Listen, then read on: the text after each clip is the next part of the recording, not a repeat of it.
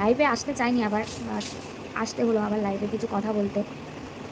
তো কালকে লাইভে এসেছিলাম, কালকে লাইভে এসে কিছু কথা বলেছিলাম, তো আজকেও আবার আসতে হলো। প্রথম বিষয়টা হচ্ছে, প্রথম এটা নিয়েই কথা বলেছি। আমি আজ কারোর সম্পর্কে কোনো কথা মানে বলবো না, কারোর সম্পর্কে বলবো না। আমি আমার কথা বলবো আজকে, আমার কথা। যে কালকের লাইভ দেখে অনেকে বলছে, অনেকে ভিডিও নামিয়েছে, বলেছে যে হাতে নেল পালিশ কেন করেছি, এটা নিয়ে অনেক কিছু বলেছে। তো আমি যে দিদিটার বাড়িতে গেছিলাম না, তো ওই দিদিটাকে তো দেখেছো আমার পাশে, একটু শৌখিন টাইপের। তো উনি না আমার অবস্থা দেখে উনি মানে আমাকে পড়িয়ে দিয়েছিল যে কেমন হয়ে গেছো তুমি। আর বাড়িতে যখন থাকি না, এখন আমি বাড়িতে আছি, বাড়িতে যখন আমি থাকি স্নানটাও ঠিক মতো করি না, মাথাটাও আঁচড়াই না। বোন এসে মাঝে মাঝে মাথাটা আঁচড়ে চুলটা বেঁধে দেয়, বলে তোকে কেমন পাগলের মতো লাগছে। খাই না, এমন হয় যে আমি জল খেয়ে থাকি সারাদিন। তো এইগুলো তো কেউ দেখে না, আসলে আমি তো এগুলো দেখাই না, না এগুলো আমি দেখাই না কাউকে, ক্যামেরা করি না, এগুলো ক্যামেরার পেছনে হয়। আর যে নেল পালিশটা, সত্যি বলছি, আমি যদি অত ভেবে মানে অত যদি ভাবতাম না, আমি হয়তো লাগাতেই দিতাম না। কালকে কাঁদিনি, মানে স্ট্রং হয়ে কথা বলেছিলাম। কিছু কিছু দি ভাই, বোনেরা, ভাইরা এত পাশে দাঁড়িয়েছিল না আমার, বলছে যে শক্ত হও, আমার কাজে ফিরতে হবে, শক্ত হও। আমার মনে হয় শক্ত হওয়াটাই না, আমি তো শক্ত হওয়াটাই ভুল ভুল করেছিলাম। আর কত কাঁদবো, কত কাঁদবো, আমার মাথার প্রবলেম আছে, বেশি কাঁদলে মাথায় প্রচুর ব্যথা হয়। কালকে ওই দি ভাইয়ের বাড়িতেও মানে শরীরটা খারাপ ছিল, আমি বলেছিলাম হয়তো, মাথা প্রচুর যন্ত্রণা করছিল, ব্যথা করছিল, ওষুধ খেয়ে তারপরে আমি লাইভটা করতে আসলাম। আর আমি যদি কাঁদতাম না, আমি কাঁদলে তোমাদের সাথে সবটা শেয়ার করতে পারতাম না। আমার প্রথম লাইভটা হয়তো দেখেছো, আমি সব কথা বলতে পারি না, আমি না গুছিয়ে কথা বলতে পারি না। গুছিয়ে কথা বলতে আরিয়ান খুব ভালো পারতো, খুব ভালো পারতো। ওই বেশিরভাগ দেখতে না ব্লগে ওই কথা বলতো, আমি বেশি একটা কথা বলতাম না। তো কালকে অনেকে ভিডিও করেছো, আমার বোনের সম্পর্কেও বলেছো। আমার এই ব্যাপারটা, আমার বোনকে কেন টেনেছো আমি জানি না। আমার বোন নাকি মানে বিয়ে করে সংসার করতে যায়নি, পুতুল খেলতে গেছিল। তো প্রথমে আসি আমার বিষয়টা নিয়ে। আমার তো প্রথমে আমার বিয়ে হয়েছিল, 19 বছর বয়সে বিয়ে হয়েছিল আমার। তো আমি ওই ব্যাপারটা কখনো বলিনি সোশ্যাল মিডিয়াতে, কারণ আমি ওই যেটা হয়ে গেছে হয়ে গেছে, ওটা নিয়ে আমি কারোর মান সম্মান মানে করতে চাইনি। তো আমার যখন 19 বছরে বিয়ে হয়, দেখাশোনা করেই বিয়ে হয়েছিল। আমার বিয়ে হয়েছিল হবিপুর পানপাড়াতে। আরিয়ান তোমাকে যেমনভাবে দেখতে ভালোবাসে, তুমি তেমনই থাকবে। হ্যাঁ, চুলগুলো বড় করতে বলতো। দেখো, আমি তো আমার বেশিরভাগ ভিডিওতে দেখবে চুল ছোট ছোট, তো চুলগুলো বড় করবি, করেছি। তো আমার যেখানে বিয়ে হয়েছিল, ওখানে 8 বছর চেষ্টা করেছিলাম থাকার, মেয়ে হয়ে গেছে, থাকতে হবে, হয়তো শুধরে যাবে, বা শুধরোইনি। প্রচুর মার খেয়েছি, প্রচুর মার খেয়েছি ওখানে। আমরা তো রাত্রিবেলাও এসে এসে মানে কোনো কাজ করতো না, নেশা করতো, নেশা করে বেড়াতো। বাড়িতে সব কাজ করেছি, মিস্ত্রি ছিল আগের হাজব্যান্ডের শ্বশুর, 6টা করে মিস্ত্রি থাকতো, তাদের রান্না বাড়া সব করেছি। আমি প্রেগনেন্ট অবস্থায় মার খেয়েছি, 9 মাসে, যখন আমার 9 মাস ছিল তখন আমি মার খেয়েছি। মেয়ে আছে, তো এইগুলো না আমি কখনো কাউকে বলতে চাইনি, এগুলো সবই জানতো আরিয়ান, সবই জানতো। যখন এক পর্যায়ে দেখলাম যে না, আমি থাকতে পারছি না, আমার সব খরচা আমার এই বাড়ি থেকে দিত, মা বাবা দিত সব খরচা, ওখান থেকে কোনো খরচা ওরা দিত না। মেয়ের পড়াশোনা, মেয়েকে ইংলিশ মিডিয়ামে ভর্তি করেছিলাম, সবটাই আমার বাবা দিত। ওর মানে প্রথম হাজব্যান্ড তো কোনো কাজই করতো না, টাকা দেবে কি করে, তো এখান থেকে যেত। তো আমি বললাম সব টাকা ওখান থেকে আসছে, তারপরে আমার সাথে এরকম টর্চার হচ্ছে, তাহলে আমি এখানে থাকবো কেন। তারপরেও আমি না থেকেছি, 8 বছর থেকেছি, চেষ্টা করেছি যে না ঠিক হবে। যখন দেখলাম না আর হচ্ছে না, তখন মেয়েকে নিয়ে আমি এখানে চলে আসি। মেয়েকে নিয়ে এখানে আসার পরে এই টুকটাক কাজ করতাম বাড়িতে থেকে, 2 বছর ছিলাম এখানে। 2 বছর পরে আরিয়ানের সাথে পরিচয় হয়, তারপরে আরিয়ানের সাথে বিয়ে হয়। তো ভিডিও করেছে একজন, বলেছে আমার ননদ নাকি কালকে আমার লাইভে এসে আমাকে বলেছে আমি ধান্দা করি।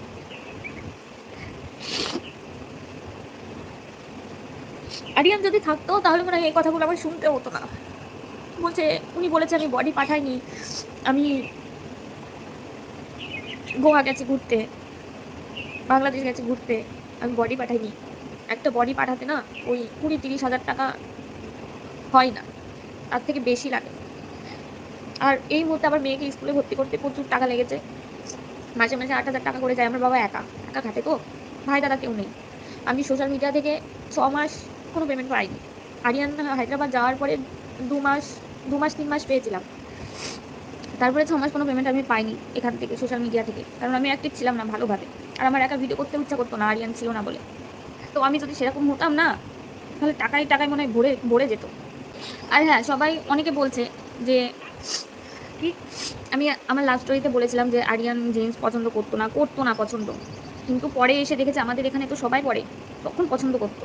দেখবে আমার একটা পিঙ্ক কালারের জিন্স আছে, ওটা কিন্তু আরিয়ানই কিনে দিয়েছিল আমাকে। যত শর্ট ড্রেস আমি পরেছি সব কিন্তু আরিয়ানই কিনে দেয় অনলাইন থেকে। ও মানে স্টার্টিং পছন্দ করতো না, হ্যাঁ করতো না। আর ও যে বলছো আলিয়ার সাথে আগে কথা বলতাম, আলিয়ার সাথে কেমন কথা বলতাম, আরিয়ানের ফোন থেকে কথা বলতাম, মাঝে মাঝে আমার ফোন থেকে লুকিয়ে কথা বলতাম, কন্টিনিউ না, হয়তো 1 সপ্তাহ 2 সপ্তাহ পরে।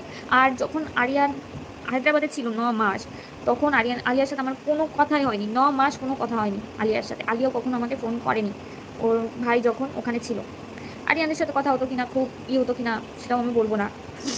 আর এই যে আরিয়ান যখন এখানে আসার পরে আরিয়ানের কিছু কিছু কাজ আমার ভালো লাগেনি, যেটা যেমন মানে আমি সংসারের কোনো কিছু একটা করছি সেটা নিয়ে ও নষ্ট করে দিচ্ছে, এরকম এগুলো আমার ভালো লাগতো না বলে ওর বোনকে আমি জানাতাম যে তোমার ভাই এরকম করছে ওরকম করছে, যে জানাতাম যে এরকম করলে তো হয় না, সংসারের জিনিস নিয়ে যদি ও নষ্ট করে তাহলে তো হয় না। ব্যাস এইভাবে কন্টিনিউ এইভাবে ওর সাথে আমার কথা হতো না।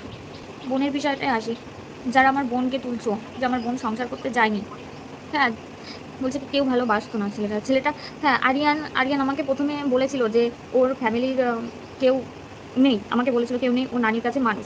এরকম তো অনেক আছে তাই না, যে মা বাবা নেই, ঠাম্মি কি বা দিদা তাদের কাছে মানুষ, আমি ওটাই ভেবেছিলাম। আর ও যখন বলেছিল না যে মামা বাড়িতে ওর সাথে টর্চার হয়েছিল, খেতে পারতো না ঠিক মতো, আমার না একটা মায়া এসে গেছিলো ওর প্রতি, জানো তো একটা মায়া এসে গেছিলো, মায়া কাজ করেছে যে এরকম কষ্ট করেছে। কিন্তু আমি তখন বিশ্বাস করো জানতাম না যে ওর ফ্যামিলি আছে। আমি বিয়ের 3-4 মাস পরে আমি জানতে পারি যে ফ্যামিলি আছে। কেন লুকিয়েছিল, কিসের জন্য লুকিয়েছিল ওইটাই, কারোর কথা কান দিচ্ছি না, কিন্তু এমন কথা মানে এমন কন্ট্রোভার্সি হচ্ছে, মানে অনেক নেগেটিভ ভিডিও করছে, অনেক পজিটিভ ভিডিও করছে। আমি বলছি না যে আমার জন্য পজিটিভই করতে হবে, নেগেটিভ হ্যাঁ হতেই পারে, ওয়াইটিতে সবাই ভালো মানে সবাইকে পছন্দ করে না, আমাকে পছন্দ নাই করতে পারে, কিন্তু তোমরা যখন ভিডিও করছো জেনে ভিডিও করো, সবটা জেনে ভিডিও করলে আমার মনে হয় ভালো হয়, সবটা জেনে ভিডিও করো।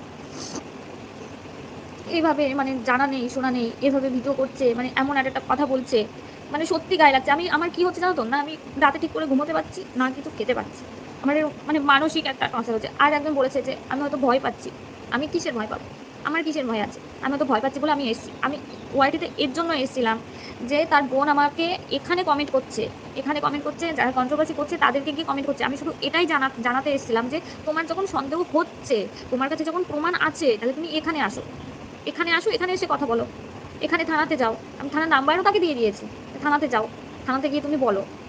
এটাই আমি বলতেছিলাম। আর ওরা চাইছে আমি যেন ওআইটিতে না কাজ করি, আমি ওআইটিটা পুরো ডিলিট করে দিই, ওরা সেটাই চাইছে। আমি বলেছি যে আরিয়ানের স্বপ্ন ছিল, আরিয়ানের মানে আমি তো স্টার্টিং মানে পরে এসে আমি ভিডিও করতে চাইনি, যে আমি আর ভিডিও করবো না, ও মানে খুব ভালো লাগতো না, ও আমাকে জোর করে করাতো।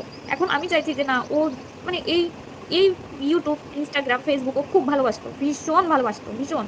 তো আমি চাইছিলাম যে ওর স্বপ্নটা চেষ্টা করার, যে পূরণ করতে পারি কিনা। কিন্তু ওর বোন বলছে ওর স্বপ্ন ওর সাথে চলে গেছে, তুমি এখানে করো না, ভিডিও ছেড়ো না, ওর বোন এটাই বলছে। আমি এর জন্য আসতে চাইছিলাম যে এইখানটায় যেন ও খারাপ না বানায় আমাকে, কারণ আরিয়ান শুধুমাত্র আমার জন্য এটাই রেখে গেছে, আর কিচ্ছু রেখে যায়নি আমার জন্য। কালকে বলছে যে আমি নর্মাল ছিলাম, নর্মালভাবে কথা বলেছি, এরকম বলছে। ওই যে বললাম সবাই আমাকে সাহস দিচ্ছে, তার জন্য নর্মাল চেষ্টা করছিলাম, ভালো থাকার চেষ্টা করছিলাম। এরকম কিছু না আছে আমার মনের মধ্যে নেই, সবসময় মনের মধ্যে আছে। বাড়িতে আজকে নেল পলিশ নিয়ে কথা বলেছে, বাড়িতে এই যে সাদা ওড়না নাইটি পরি না, আমার মা ভীষণ কষ্ট পায়, মাঝখানে শীতে কাটি, তবু আশেপাশের মাসিরা বলে যে মাঝখানে শীতে কাটবি না, সাইডে শীতে কাটবি। ঘরের মধ্যে থাকি, আশপাশ থেকে বৌদি কাকি ওরা এসে বলে যে বাইরে আসবি, আমাদের সাথে একটু কথা বলবি। এগুলো সত্যি আমি দেখাতে পারছি না, যদি আজকে দেখাতাম তাহলে হয়তো আমি ভর হয়ে যেতাম, এখানে ভর হয়ে যেতাম। আজকে দিভাইটা আমাকে জোর করে পড়িয়ে দিয়েছে বলে আজকে এত কথা আমি এরকম নর্মালভাবে কেন কথা বলতে পারছি, নর্মাল কথা দেখে সবার ডাউট হচ্ছে, মানে অনেক কথা বলছে ওয়াইটিতে, অনেক কথা বলছে। আমি কন্ট্রোভার্সি কেন চাইতাম না, আমরা 3 বোন ছিলাম, আমি সবার বড়, আমার মেজো বোনটা মারা গেছে, আর ছোটো বোন আছে। মেজো বোনটা প্যারালাইসিস টাইপের ছিল, ছোটোর থেকেই হাঁটা চলাফেরা করতে পারতো না, 22 বছরে মারা গেছে। তো আমার ওই বোনটাও যখন মানে অসুস্থ ছিল না, আমার ওই আগে শ্বশুর বাড়িতেও মানে খুব টর্চার হতো, তখন জানো তো আমি বাবাকে কিছু জানাতাম না, মাকে জানাতাম না, কেন জানো, কারণ বোনকে নিয়ে অলরেডি টেনশানে এসেছে না, তারপর যদি আমি আমার কথা বলি কেমন হয়, এর জন্য আমি কিছু জানাতাম না। কন্ট্রোভার্সিটা হলে আমাদের ভিডিও সবাই দেখে, এখানে ভয় লাগে। বাবার 2বার স্ট্রোক হয়ে গেছে, হয়তো বাবা দেখে হয়তো বাবার শরীরটা আবার খারাপ হয়ে যাবে। আর বাড়িতে না আমি কাঁদতে পারি না, দেখো আমি লাইভ করছি ঘরে দরজা দিয়ে, বাড়িতে কাঁদলেই না বাবার চিন্তা হয়, বুকে ব্যথা হয়, এরকম বাড়িতে কাঁদতে পারি না। হ্যাঁ বলতে পারে এখন কাঁদছে কেন, না আওয়াজ যাবে না, বাইরে দরজা দিয়ে রেখেছি, যদি বুঝতে পারে আমি লাইভ করছি চলে আসবে, কেন চিন্তা করছি। সকালবেলা খেতে বসেও মানে আমি চোখ দিয়ে জল বেরিয়ে যাচ্ছে, বাট তাড়াতাড়ি খেয়ে আমি মানে ওদের সামনে বেশিক্ষণ থাকি না, থাকলে আমার চোখ দিয়ে জল বেরিয়ে যায়, থাকতে পারি না।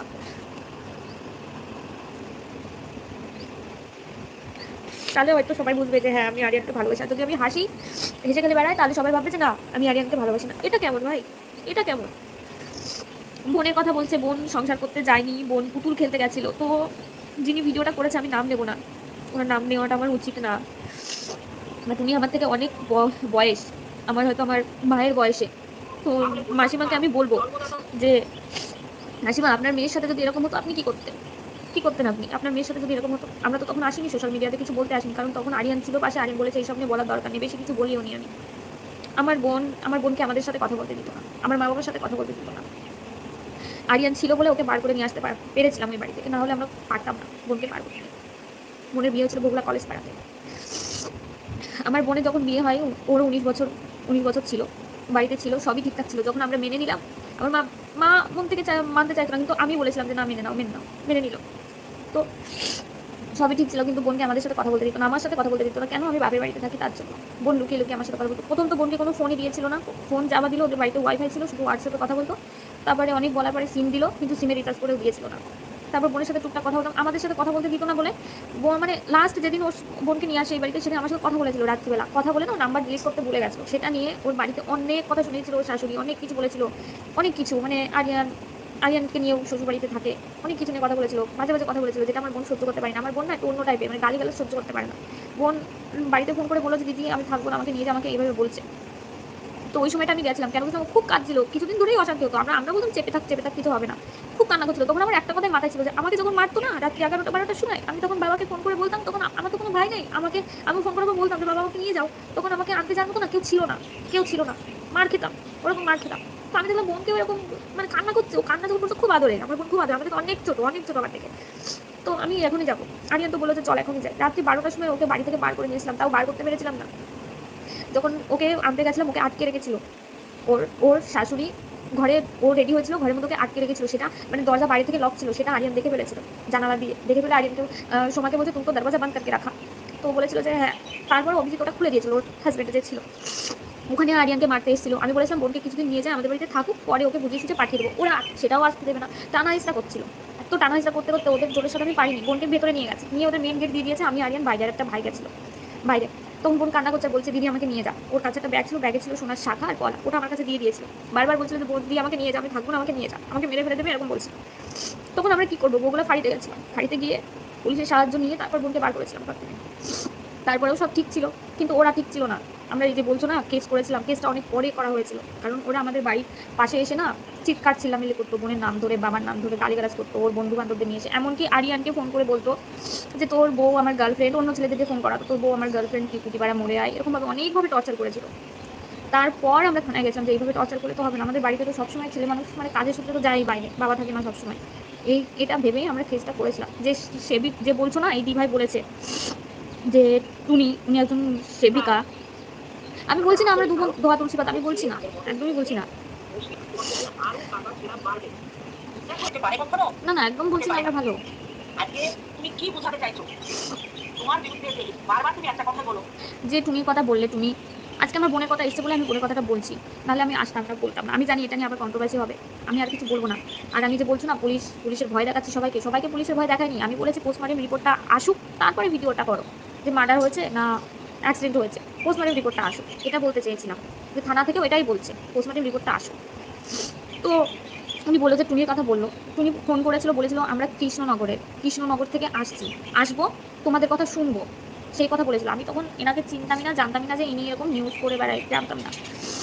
তারপর উনি আসে, আমাদের বাড়িতে আসে একদিন, হঠাৎ করে না জানিয়ে আসে। ওনার সাথে একটা ছেলে এসেছিলো, যে ছেলেটা ওনার নামও অভিজিৎ সরকার, উনি হবিপুরে, আমার এক্স হাজব্যান্ডের ওখানে বাড়ি, আমার এক্স হাজব্যান্ডকেও চেনে উনি। তো আমি চিনতাম না ওনাকে, তখন আমি চিনিনি। যখন এসেছিলো বাড়িতে, উনি বাড়িতে আসলো, ওনাকে আমি খারাপও বলবো না, আবার খারাপ বলবো। রাস্তা থেকে মাইকে নিয়ে কথা বলেছে। এবার তুমি যে আমার বাড়ি আসছো, তোমার তো একটা পারমিশন অবশ্যই নেওয়া উচিত, যে তোমাদের এগুলো আমি ভিডিও করছি, ভিডিও করে আমি ছাড়বো, তাই তো? ভিডিওটা ভালো করে দেখবে, সবাই মুখে মাস্ক লাগিয়েছিল, ওরা না কেউ মানে টুনির দলের কেউ ছিল না, ওরা সবাই ছিল সোমার এক্স শ্বশুরবাড়ির লোকজন। সোমা দেখে সবাইকে চিনতে পেরেছিল, শুধু 2-1টা মেয়ে ছিল ওই ওনার মানে ওনার সাথে। তো উনি যখন বাড়িতে এসে যে অভিজিৎ ভিডিও করেছিল, উনি কিন্তু কন্টিনিউ ভিডিও করেনি, ভিডিও যে করছে সেটা আমরা বুঝতেও পারিনি। করছে, নামাচ্ছে, করছে, মেন কথাগুলো নিচ্ছে, মানে পুরো উনি ঠিক আছে, উনি যদি সমিতির মানে লোক হয় ঠিক আছে, উনি পুরো লাইভ করতে করতে আসবে, পুরো লাইভ করতে করতে দেখাবে, তাই না? কেটে এডিট করে সুন্দর করে, এত কোনো মানে হয় না। ভিডিওটা করেছে পুরো, মানে আমাদের কোনো কথা শুনেনি, আমাদের পাড়ার লোকের কোনো কথা শুনেনি। লাস্ট দিকে আমাদের পাড়ার লোক খেপে গেছিলো ওদের ওপর, ওরা তাড়াতাড়ি বেরিয়ে গেছিলো। মানে ওই মহিলা যেভাবে আমার বোনের সাথে কথা বলছিল, ওনার কথা আমার বোনের মুখে লাগিয়ে দিচ্ছিল। ওখানে কি বড় টাইটেল হয়ে গেল, হরলিক্স। হরলিক্সটা তো ভাগ্নের হরলিক্স ছিল, কদিন দিয়েছিল? আমার বোনের যখন শরীর খারাপ হয়েছিল তখন দিয়েছিল, কন্টিনিউ তো দেয়নি, 2 দিন 3 দিন দিয়েই মানে টাইটেল লিখে দিল, বেডে বসে বোন কি বৌমাকে হরলিক্স গুলিয়ে দেয় শাশুড়ি, হয়ে গেল এটা। ভিডিওটা এমনভাবে করলো আমরা খারাপ, তাও মেনে নিয়েছি যে হ্যাঁ আমরা খারাপ, যা হয়েছে হয়েছে, আমরা খারাপ, আমরা ভালো। আমি বলছি না, এখনো বলছি না আমি ভালো, কিন্তু যারা ভিডিও করছো সঠিকটা জেনে ভিডিও করো। তোমরা দরকার আমার বাড়িতে আসো, এসে আমরা হয়তো মিথ্যা কথা বলছি, আমার পাড়ার সব মানুষ মিথ্যা কথা বলবে না, আমার পাড়ার সবাই খারাপ না, এসে শুনে যাও। শেষের দিকে ব্যবহার আচরণ আরিয়ানের সাথে বলেছে যে শেষের দিকে ব্যবহার আচরণ ভালো ছিল না। কেন ভালো ছিল না? ওই যে আমি ঘরের জিনিস তৈরি করছি, বসে এটা নষ্ট করছে, এটা কার ভালো লাগবে? আমরা যারা মানে যারা আছো তাদের হাজব্যান্ড যদি ঘরের কোনো একটা জিনিস আমি কিনছি, সেটা নিয়ে গিয়ে ও মানে করে দিচ্ছে, সেটা তাহলে তোমাদের কেমন লাগবে? ভালো লাগবে যে আমি কষ্ট করে করছি এই জিনিসটা, সেটা নিয়ে নষ্ট করে দিচ্ছি? আমি ভিডিও করছি, ইউটিউবে ভিডিও করছি, ইউটিউবের মানে আমি কিছু করতে পারছি না, ইউটিউবের টাকায় আমি কিছু করতে পারছি না, কিন্তু ইউটিউব করছি, আমি খাচ্ছি, কিছু করতে পারছি না, সেটা আমার নষ্ট হয়ে যাচ্ছে। তাহলে কি ইচ্ছা করে ভিডিও করতে? তোমরাই বলো, ইচ্ছা করে ভিডিও করতে? তোমরা কমেন্ট করো।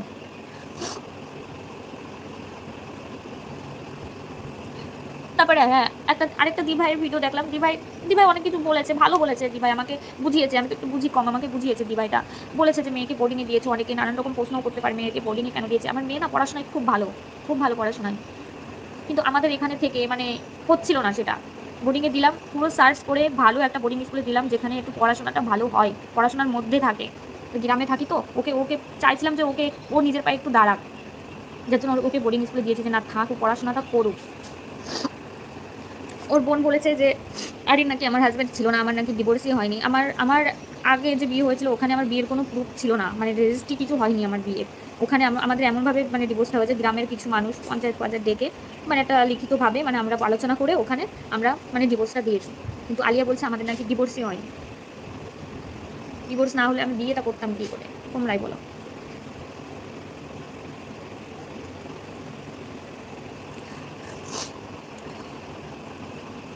কি বলতো, খারাপ লাগে, কখন খারাপ লাগে জানো তো? মানে যখন আমি এই কাজটা করিনি, সেইটা নিয়ে আমাকে নিয়ে কথা বলছে, কাদা ছোটাছুটি করছে, তখনই না খারাপ লাগে, ভীষণ খারাপ লাগে, লেগে যায়, গায়ে লেগে যায় যে আমি তো এটা করিনি, তারপরেও কি করে বলছে? এরা তো আমাকে চেনেই না, জানেই না, কি করে বলছে? আলিয়া তো আমাকে কখনো দেখেইনি, এখানে আসেনি, এসেছিল ওই প্রথম যেটা আমি বলেছিলাম, জোর করে দেখা করিয়ে নিয়ে এসেছিলাম, ওই তারপরে তো আর আসেইনি, আমার সম্পর্কে তো ভালো জানেও না, ও কী করে বলতে পারছে এটা? আর আরিয়ান এমনই একটা ছেলে ছিল যে পরকীয়ার জিনিসটা পছন্দ করতো না, নিজে ভালোবেসে প্রেম করে বিয়ে করেছে, কিন্তু আমার বাড়িতে কাউকে, আমার মেয়ে বলে আমার বোন বেলাও হবে না, মানে আমার বোনকে শাসন করতো। আমার বোনকে বলতো তোমার যদি কাউকে ভালো লাগে তুমি আমাদের কাছে এসে বলবা, এরকম বলতো। পছন্দ করতো না। আমার বোন বলতো তুমি প্রেম করে বিয়ে করেছো, আমরা করলেই দোষ, হ্যাঁ তুমি এমন এমন করো কেন? তো আর সেখানে যদি আমার কোনো কিছু থেকেও থাকতো, সে আগে সোশ্যাল মিডিয়াতে এসে জানাতো যে রুম্পা ने मुझे धोखा दे रही है, এটা বলতো, কারণ ও ওই দিকটাই খুব স্ট্রং ছিল, আর ও কাউকে ভয় পেত না, কাউকে ভয় পেত না। আর আমাদের সোশ্যাল মিডিয়াটা আমার ফোনেও ছিল, ওর ফোনেও ছিল, ও যখন তখন এসে ও বলতে পারতো আমার বিষয়টা, যে রুম্পা मुझे धोखा दे रही है, এরকম বলতে পারতো। আমাদের মধ্যে কোনো খোঁজ ছিল না, ভালোবাসার কোনো খোঁজ ছিল না আমাদের মধ্যে। তোমরা ভিডিওগুলো দেখো, হ্যাঁ লাস্ট ভিডিওগুলো এর জন্যই ও কিছু কিছু কাজবাজ করছিল, আমার সেটা ভালো লাগছিল না, সত্যিই ভালো লাগছিল না। এটা কোনো বইয়েরই ভালো লাগবে না, যার স্বামী ওরকম করবে তারই ভালো লাগবে না। আমার ওটাই হয়েছিল, ভালো লাগতো না। যা অনেককে হেল্প করেছে, হেল্প করতে ভালোবাসতো, হেল্প করেছে, কিন্তু নিজেরটা রেখে হেল্প করেনি, সেটা আমি কেন মেনে নেবো বলো? কেন মেনে নেবো? আমি জানি না, এরপর আর লাইভ আমার আসার ইচ্ছা নেই, আমার ওয়াইটিতে কাজ করারও ইচ্ছা নেই, বিশ্বাস করো আমার ওয়াইটিতে একদম কাজ করার ইচ্ছা নেই।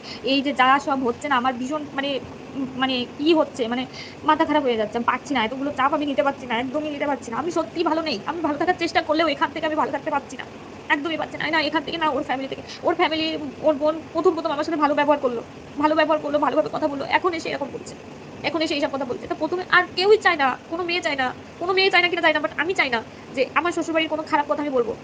এতদিন আমি সোশ্যাল মিডিয়াতে কাজ করেছি, কেউ আজ পর্যন্ত জানতে পারিনি যে আমার আগের বিয়েটা কেন ভেঙেছিল, আজ পর্যন্ত কেউ জানতে পারিনি। আমি যদি খারাপ হতাম, আমি মানছি খারাপ, কিন্তু আমি যদি খারাপ হতাম যে আমার মেয়ে, আমার বিয়ে যেখানে হয়েছিল হবিপুর পানপাড়াতে, আমার মেয়েকে মাঝে মাঝে আমি ওখানে দিতে যাই, আনতে যাই, কারণ আমি চাই না যে ওর তো বাবা, আমি চাই না ওর বাবা ওকে ভালোবাসে, মেয়েকে ভালোবাসে, চাই না যে ওর বাবার মানে মেয়ের প্রতি যে ভালোবাসাটা আছে মানে সেটা কেড়ে যাক, কিংবা ভালোবাসুক, তার অধিকার যতটা আছে আমার অধিকার ততটাই আছে, কারণ সে তার মেয়ে। মেয়েকে আমি দিতে যেতাম, মেয়েকে আনতে যেতাম ওখানে, এখনও আমার ইজ্জত যেভাবে আছে আমি মাথা উঁচু করে যাই ওখানে উঁচু করে। আমার এক্স হাজব্যান্ডও এই যে এইসব খবর শুনে ফোন করেছিল, এক্স শ্বশুরও ফোন করেছিল, কথা বলেছে, বললো যে কী করি। প্রথম দিকে টর্চার করেছিল, কিন্তু এখন সবাই সবাই মানে ওই যে বলে না, দাঁত থাকতে দাঁতের মর্ম বোঝে না, যেটা হয় আর কি। আমার হাজব্যান্ড আর আরিয়ান মেয়ের ব্যাপারে তার বাবার সাথেও কথা বলতো, আমি বলতাম না, সে বলতো। ও বলতো যে আমি বলবো, তোকে বলতে হবে না, ও বলে নিত, মেয়ের সম্বন্ধে কথা বলে নিত তার বাবার সাথে। আহানা খাতুন বলো। আমি জানি না, ওয়াইটিতে আমার থাকার ইচ্ছা নেই, আমার কাজ করারও ইচ্ছা নেই। ওর বোন চাইছিল আমি ওয়াইটিতে যেন কাজ না করি, ওয়াইটিটা যেন আমি ডিলিট করে দিই, সব কিছু সোশ্যাল মিডিয়া যেন আমি ডিলিট করে দিই। তার জন্য এরকম করছে, তো করুক। আর পোস্টমর্টম রিপোর্টটা আমি থানাতে বলে দিয়েছি, পোস্টমর্টম রিপোর্টটা যেন ওর বাড়িতে চলে যায়, ওদের ঠিকানায় চলে যায়, আমার কাছে আসার দরকার নেই, ওদের ঠিকানায় চলে যায়। সাবিনা ইয়াসমিন মিথ্যাবাদী। আচ্ছা সাবিনা, আমি তো মিথ্যাবাদী, আমি মিথ্যা কথা বলছি, তাহলে সত্যিটা কি তুমি বলো, কমেন্ট করো এখানে সত্যিটা কি, আমি তাহলে জানতে পারবো যে হ্যাঁ এটা তাহলে সত্যি, এটা আমি যেটা বলছি সেটা মিথ্যা কথা, তুমি বলো তাহলে। কাল হ্যাঁ আমার নর্মাল বাজে বাজে কমেন্ট করেছে, বাট আমি দেখতে পাইনি, বিশ্বাস করো আমি দেখতে পাইনি। শক্ত কী করে হবো, যখনই এই যে শক্ত হতে গেলেই তো কথা শুনতে হচ্ছে। 1 মাসও হয়নি আমি কেন নীল পালিশ লাগিয়েছি, তাই না? এই যে আজকে চুলটা বেঁধেছি, এটা নিয়েও বলো, চুলটা কেন বাঁধলাম, ঠিক আছে বলো। মানে তোমরাই মানে সবাইকে বলছি না, তোমরাই কিছু কিছু মানুষ তোমরাই পারো এগুলো তুলে ধরতে, তোমরাই পারো। আর আমরা না সত্যি এত কিছু ভাবি না গো, এত কিছু ভাবি না।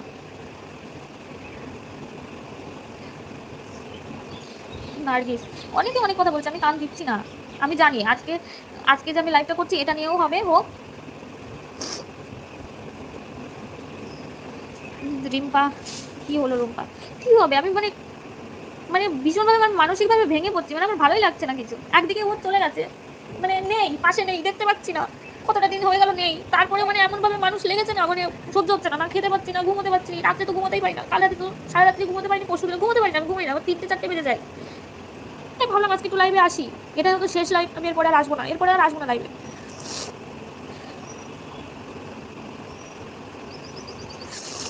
যেখানে ওর অ্যাক্সিডেন্ট হয়েছে ওখানে মাঝে মাঝে অ্যাক্সিডেন্ট হয়। আমাদের পাড়ারই আরেকটা ছেলে 2023-এ 22 বছরের ছেলে, ওখানেই সেমভাবে অ্যাক্সিডেন্ট হয়েছে, সেমভাবে আরের মতো সেমভাবেই মারা গেছে। তারপর কালকে একজন এসেছিল আমাদের বাড়িতে, ইএমআই চলছে তো সেটা টাকা নিতে, সেই দাদাটা বলছে যে ওই জায়গাটায় শুনেছি খুব খারাপ জায়গা, তো আমিও না আসার সময় ওখান থেকে খুব আস্তে গাড়ি চালিয়ে আসি। হ্যাঁ, সারিকা যে গেল তার তার মায়ের গেল, একদমই। দেখো আমি কিন্তু বডিটা পাঠাতে চেয়েছিলাম, এবার বডির সাথে কেউ না গেলে বলছে এখান থেকে যেতে হবে, 3জন যেতে হবে, এবার আমার তো কেউ নেই, 3জনটা আমি পাবো কোথায়? ওদেরকে আমি জানিয়েছিলাম, তখনও জানিয়েছিলাম যে 3জন আমি পাবো কোথায়। ওরা বলছে কাউকে বলে পাঠিয়ে দাও, এরকম তো কেউ যায় না বলো, এক জায়গা থেকে আরেক জায়গায় কে যাবে, কে যাবে বলো। তারপরে আমি যেতে চাইলাম, ওরা বললো অ্যাম্বুলেন্সে পাঠাতে, অ্যাম্বুলেন্সে ঠিক আছে, অ্যাম্বুলেন্সে আমি পাঠানোর জন্য রাজি হয়ে গেলাম। আমি বললাম আমি বললাম যে আমি ফ্লাইটে যাচ্ছি, কারণ আমাদের দুজনের একসাথে যাওয়ার কথা ছিল, তো ও বলেছিল যে যদি যাই কখনো দুজন একসাথে যাবো, আমি ওকে তাই একা পাঠাতে পারবো না, আমিও যাবো। তো আমি বলেছিলাম টিকিট করে দিতে ওর মাসির সাথে, আরিয়ানের মাসির সাথে আমার কথা হয়েছিল। আমি বলেছিলাম যে আন্টি আপ টিকিট বানা দো, মেবি আর আই। আমি এটাও বলেছিলাম যে হ্যাঁ আমাকে আমাকে তোমরা না হয় রেখে দাও না, ওখানে ওখানে রেখে দাও, আমি ওখানে থাকি, তোমাদের ওখানে থাকি। কিন্তু টিকিট কেউ করেনি, ওরা বলছে বডিটা রাখো, বডিটা রাখো, তারপর ওর রাখার পরে কিংবা তুমি পাঠিয়ে দাও, আমরা তারপরে টাকা, মানে টাকা আগে আগে কেউ পাঠাচ্ছে না। ওর মামার মানে ভালোই, ওদের অবস্থা ভালো না, মামার অবস্থা ভালো, মাসিদের অবস্থা ভালো, টাকা ওরা কেউ পাঠাচ্ছে না, শুধু বলছে বডি বডি পাঠাও, বডি পাঠাও। আর ওই যে বললাম না এটা 30-40 হাজার ব্যাপার না, ওর থেকেও বেশি, ওর থেকেও বেশি। এই যে বলছো গোয়াতে গেছিলো, ঘুরতে গেছিলো, একটা ফ্লাইট টিকিট কত নাই, 7,000, আসা যাওয়া 7,000। আর ওখানে তো আমার দাদার বাড়ি ছিল, গোয়াতে তো দাদার বাড়ি ছিল, দাদার বাড়িতে ছিলাম। তার আর একটা বডি পাঠাতে গেলে কমপক্ষে লাখের কাছাকাছি তো লাখ লেগে যায়। আমি যে অ্যাম্বুলেন্সে পাঠাবো সেই অ্যাম্বুলেন্সের সাথে আলিয়ার কথা পর্যন্ত বলিয়ে দিয়েছি, তারা কথা পর্যন্ত বলেছে যেখান থেকে 3জন না গেলে বডি এইভাবে যাবে না। আমার কী করার ছিল তখন ওখানে, আমার কী করার ছিল? মর্গের থেকে বলছে আমি বডি দিয়ে দিচ্ছি, যা করার করুন, আমাকে এরকম বলছে। সাবিনাকে আবার বলছি তুমি সত্যিটা বলো, সত্যিটা বলো।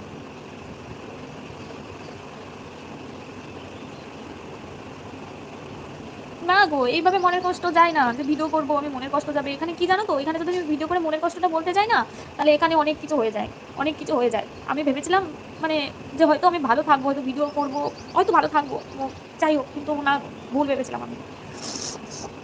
রিয়া কি দুনিয়া, বলছো বেকার ছেলের সাথে বাবা মা বিয়ে দিয়েছিল কেন, কিছু ব্যাপার ছিল নাকি? এবার আমি বলি, বেকার ছেলে আমরা কেউ জানতাম না, আমাদের পুরো মিথ্যা কথা বলে বাজারে একটা দোকান দেখিয়েছিল, হার্ডওয়ার্সের দোকান দেখিয়েছিল, মানে আমার আগের বিয়ের কথা বলছি, হার্ডওয়ার্সের দোকান দেখিয়েছিল, বলেছিল মানে ফার্নিচারের কাজ করতো, দেখাশোনা করো, বাবার ডিজাইন কাটতো, দেখাশোনা করে দোকান দেখিয়েছিল, দেখিয়ে বিয়েটা দিয়েছিল। কিন্তু আমি বিয়ের 3 মাস 4 মাস এরকম পরে জানতে পারি যে দোকানটা নিজস্ব না, ভাড়ায় নেওয়া, এবং দোকানটা বিয়ের ওই কমাস পরে দোকানটা ছেড়ে দেয়, দোকানটা ওরা ছেড়ে দেয়।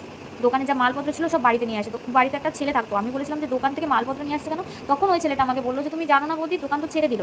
দোকান ছেড়ে দিল মানে দোকান তো নিজস্ব ছিল, বলছে না ওটা ভাড়াই ছিল, মানে মিথ্যা কথা বলেছিল। সে বিয়ে দিয়েছিল কেন, আমার তো গ্রামে বাড়ি, আমার হাইট শর্ট, গ্রামের লোকজন যেমন হয় আর কি, তখন বিয়ের কাজ প্রচুর আসতো, বলতো যে অল্প বয়স আছে বিয়ে দিয়ে দাও, মেয়ের একটু গায়ের রং চাপা, হাইট শর্ট, পরে বয়স হয়ে গেলে হয়তো দেখতে মানে বাজে হয়ে যাবে, কেউ পছন্দ করবে না, তো এখন দিয়ে দাও ব্যাস। সত্যি যার যায় না সেই বোঝে, সেই বোঝে। আমি অনেক বড় বড় মানে ধাক্কা খেয়েছি, কিন্তু আমি এরকম ধাক্কা কোনোদিন খাইনি। আমি কখনো ভাবিনি যে আরিয়ান এইভাবে ছেড়ে চলে যাবে, কখনো ভাবিনি। সবসময় পাশে থেকেছে যে মানুষটা, সেই মানুষটা আজকে দেখো পাশে নেই বলে এতগুলো কথা আমার শুনতে হচ্ছে, তার ফ্যামিলি থেকেও আমাকে কথা শুনতে হচ্ছে, শুধুমাত্র পাশে নেই বলে।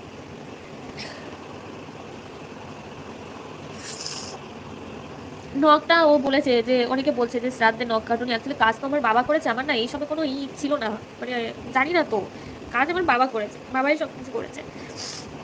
ওরা ভাবছে হয়তো আমি জ্যোতিষীর কাছে নিয়ে গিয়ে হয়তো ওর খারাপ করেছি, ওর বোন ভাবছে, কিন্তু জ্যোতিষীর কাছে গেলে কি কারোর খারাপ করে, কারো কি খারাপ করে তোমরাই বলো, তো ভালোর জন্যই তো গেছিলাম। ওকে 22,000 টাকা দিয়ে আংটিও দিলাম, ও বিশ্বাস করতো না, আরিয়ান বিশ্বাস করতো না, যে ও দেখবে অনেক ভিডিওতে বলেছে যে মেয়ে রুম্পাকে খাতির পায় না, ও ইয়ে মুঝে পছন্দ নেই, একবার ফেলে দিল, সেটারও ভিডিও আছে যে রাগ করে ফেলে দিয়েছিল, রাগ করলেই আংটিটা খুলে নিত, আর আংটি খুলে দিলে না কাজ হয় না, কাজ হতে চায় না। তো আংটি আমাদের এখানে বাঁশবাগানের ওখানে ফেলে দিয়েছিল, আমি 1-2 ঘন্টা গিয়ে খুঁজে খুঁজে খুঁজে খুঁজে একটা আংটি পেয়েছিলাম, আর একটা আংটি পাইনি। হ্যাঁ গো, আমি তো নাটকই করি, দেখছো না, নাটকই করি আমি। আমি আসতাম না, মানে আমার বোনকে টানছে, মানে এগুলো কি?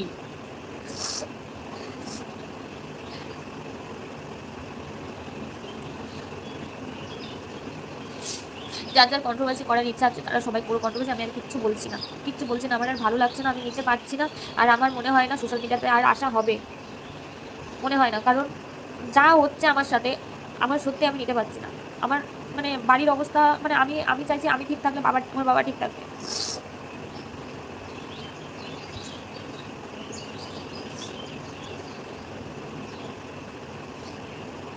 যারা যারা ভিডিও করে গেছিলো বোনের ব্যাপারে, যারা ভিডিও করে গেছিলো, যে অভিজিৎ ক্যামেরা করেছিল, মানে ভিডিও ছেড়েছিল, সে আমার এক্স শ্বশুর বাড়িতেও গেছিলো, রাত্রি 11টা 12টার দিকে গেছিলো, গিয়ে বলছে যে তোমাদের কি ডিভোর্স হয়েছে, মানে আমার ওই এক্স হাজব্যান্ড তখন বাড়িতে ছিল না, ও কোথায় কাজ করে সেখানে ছিল বাইরে কোথায়, সে বিয়ে করেছে, তার একটা মেয়েও হয়েছে, তো সেখানে ছিল।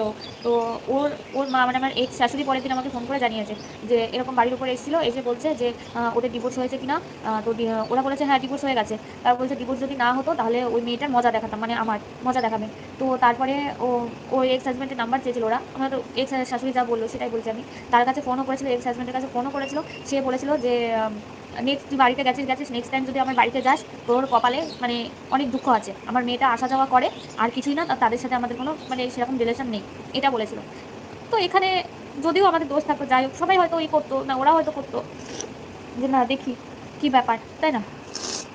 তো যাই হোক, আমি একটা কথাই বারবার বলবো, আমার বোনকে টেনো না, এর মধ্যে আমার বোনকে টেনো না, আমাকে নিয়ে টানছো কাদা ছোড়াছড়ি করছো করো, কিন্তু আমার বোনকে টেনো না, আমার বোনকে একদমই টেনো না। এর আগেও আমি সোশ্যাল মিডিয়াতে ছিলাম, এর আগেও যখন আরিয়ান ছিল 3-3.5 লাখ ছিল, তখনও আমার বোনকে নিয়ে একটা মানে এরকম একটা হয়ে গেল, তখনও কিন্তু কেউ করনি, তখনও করা উচিত ছিল, করনি। তো এখন যখন মানে আমার ব্যাপারটা দেখছো, তখন এর মধ্যে আমার বোনের ব্যাপারটা নিয়ে এসো না, একদমই নিয়ে এসো না আমার বোনের ব্যাপারটা। তারপর আমার মেয়ে আছে একটা, আমার মেয়ের বয়স 13 বছর, অনেকটাই বড় হয়ে গেছে।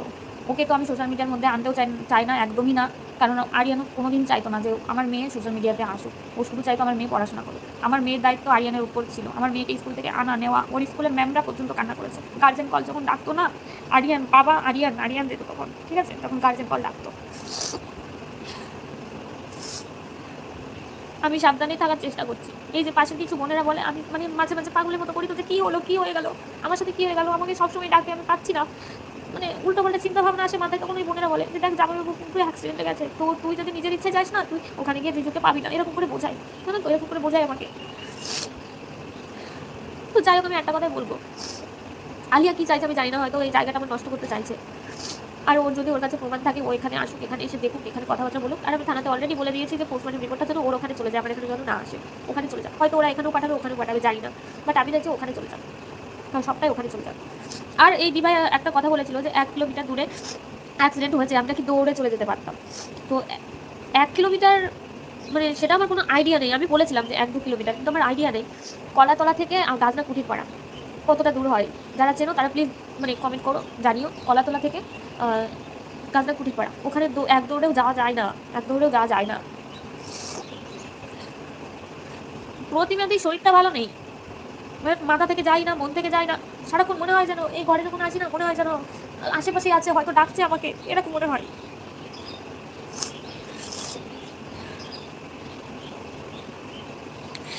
শ্বশুরবাড়ি থেকে ওটা নিয়েই তো অনেক কিছু হচ্ছে। কিছুদিন আমার সাথে ভালোভাবে কথা বলেছে, এখন আর ভালোভাবে কথা বলে না, এখন শুধু আমাকে বাজে বাজে ইঙ্গিত দিচ্ছে, বাজে বাজে করছে যে আমার হয়তো কারোর সাথে রিলেশন ছিল, যেটা মানে যেটার জন্য আরিয়ানকে আমি নাকি মানে শেষ করে দিয়েছি, এরকমও বলছে। তো এটা তোমরাই বলো, এত সুন্দর একটা হাজবেন্ড, মানে এত হ্যান্ডসাম, ওকে ছেড়ে কি অন্য ছেলের কাছে যেতে ইচ্ছা করবে? করবে যেতে? বলো তো তোমরাই, করবে?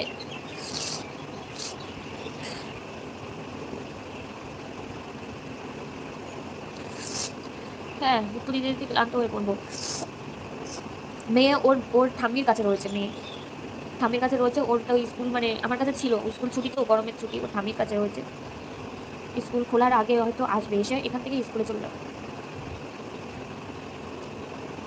সুস্মিতা দেবরয় বলছে তুই আর তোর বোন দুটোই সমান, ছেলেদের ইউজ করিস তোরা। ও কি করে ইউজ করি গো ছেলেদের, একটু জানাবে, একটু বলবে কি করে ইউজ করি? কি নি, টাকা পয়সা নি না কি করি?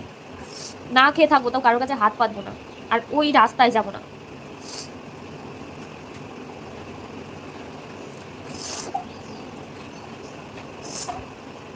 যাই হোক, অনেক বাজে কমেন্ট আসছে, আমি আর এখানে থাকতে পারবো না, আমি যাচ্ছি, আমার একদমই ভালো লাগছে না।